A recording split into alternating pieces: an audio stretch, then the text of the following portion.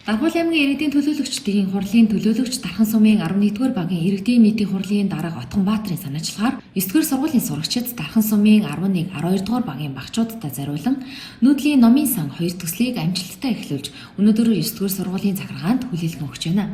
Уг төслийн хүрээнд аймгийн засаг даргын хамгийн газраас хуучин ашиглалтаас гарсан сурагчдын автобусыг ашиглалтын гэрээгээр авч Дархан улсын уг хувьцаат компани, Дархан Минж хариуцлагатай хувьцаат компани болон иргэд олон нийтийн дэмжлэгээр хэрэгжүүлж байна.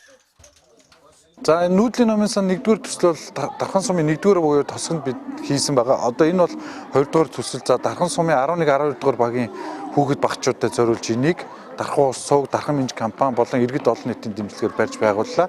За бид бол ерөөсөө энэ сүүлийн үед гар утас компьютер хэрэглээ, интернетийн хэрэглээ маш ихссэн энэ цаг үед хүүхдүүдийн хараа муудах, анхаарал муудах, за бүр тэрнээс шалтгаалсан одоо сэтгэц нөлөөлөх юм өвчлөл нэмэгдэж байгаа энэ цаг үед хүүхдүүдийг ном уншиж, номонд дурлуулж, за зөв бичдэг, зөв ярьдаг, эмэг цэгцтэй сэтгэдэг ийм ирээдүг бүтээхээр одоо зорж шулуудаад энэ ажлыг хийсэн. Энэ өнөөдөр бид нүүдлийн номын сан 2-р төслөө Дархан сумын 9-р сургууль төлөөлөгч өгж байна.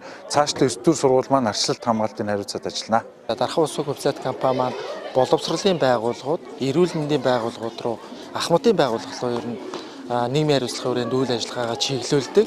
Өнөөдөр 11-р багийн одоо иргэдийн нийтийн хурлын дарга болон засаг дарга нарын тавьсан саналын дагуу 9-р сургуулийн бага сургуулийн хэсэгтэр нүүдлийн номын сангийн ажилд Дархан улсын хувьцаат компани ивент гишээр орж нийгмийн хариуцлагын хүрээний үүргээ биелүүллээ.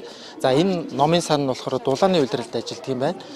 Ерөнхийдөө хүүхдүүдэд суух, ширээ сандалтай, унших номнуудтай мөн одоо оюуны спортоор хичлэх даам, шатраг гэх мэт одоо судаагүй энэ төр байна.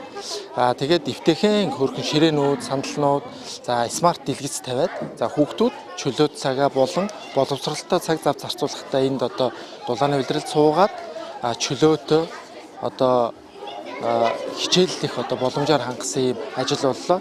Автобусыг бол хөдлөөд явчих болдог. Автобусыг зөөгрийн номын сан болгож ажиллах нь бол маш зөв санаачлага байлаа. За Дархан улс үгийн зүгээс энэ одоо 9-р сургуулийн бага ангийн сурагчид энд хичээлээд автаж чөлөө цагаа өнгөрөөж оюуны болон боловсролтой хөрөнгө оруулалт хийгээсэй л гэж үзэж байна. Баярлалаа. За намайг болохоор Бацагтын Маралжингоо гэдэг. Би одоо 9-р сургуулийн 11-р ангид суралцдаг охин.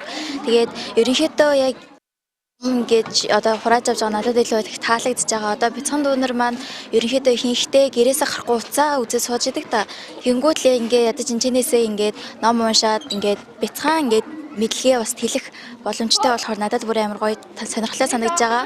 Тэгээ ерөнхийдөө өөрсдийнхөө уншиж дууссан ном эсвэл ингээд те одоо ингээд ухааны номыг ерөнхийдөө ингээд хандуулчих юм бол бяцхан дүүнер маань ядаж энэчнээсээ ингээд хурж ирээд ядаж ингээд багаан ч гэсэн мэдлэгийг өөрөө ингээд олоод авах байхаа гэж бодож байна.